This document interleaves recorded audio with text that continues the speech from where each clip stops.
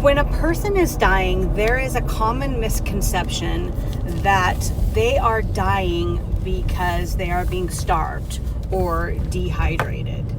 Hi, I'm Sherry, otherwise known as That Hospice Nurse Sherry. I am a hospice nurse of 5.5 years, and I specialize in death and dying.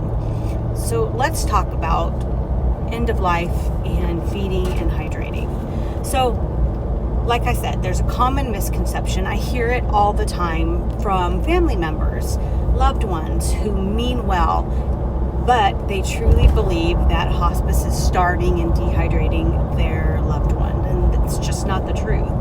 The truth is that the person is not hungry and the person is not thirsty because they are dying. As I said, the body is systematically shutting down, including the digestive system, which is one of the first things to shut down when the body starts to die. So this is manifested by hypoactive, meaning bowel sounds that aren't as active as usual, not having regular bowel movements, and the brain just switching and telling a person, instead of them being hungry, normally hungry like a person is who isn't actively dying, they're not hungry anymore. They're not thirsty anymore. So when we try to circumvent that by forcing them to eat or by forcing them to have fluids either orally or giving them an IV because we don't want them to be dehydrated, we are sabotaging the death process. And what I mean by that is that we're taking a death process that could be dry and more comfortable and making it wet and less comfortable. Not to mention possibly causing a bowel blockage by making them eat food that they're not hungry for, that their digestive system can no longer process. That's going to end up in a blockage, due to constipation. And constipation is one of the big things that we deal with at end of life with our end of life patients.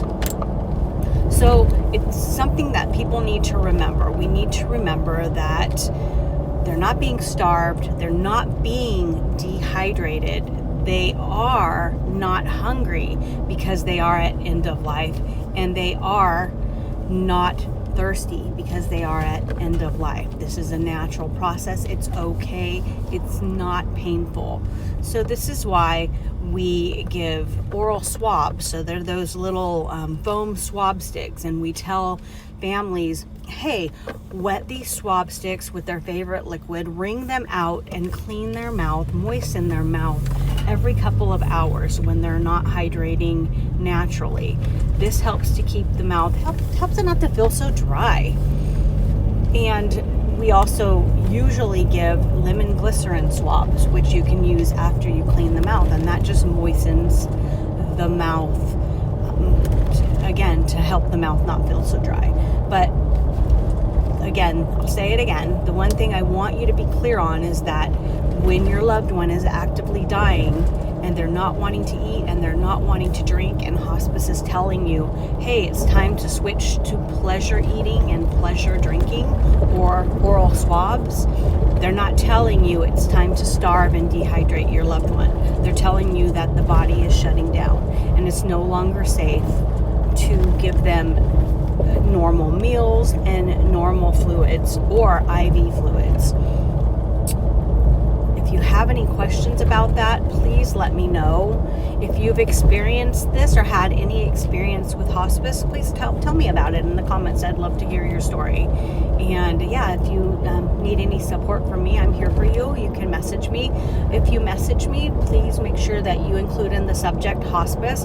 I get a lot of spam messages, so it's hard to tell what's what, and I don't have a lot of time to go through, I have like 158 spam messages right now. So yeah, please message me, but include in the comments that you are messaging about hospice. I am more than happy to talk to you about it. I hope you're doing well. I hope if you have a loved one on hospice that you're getting all the support you need, and I am here for you. Have a wonderful day.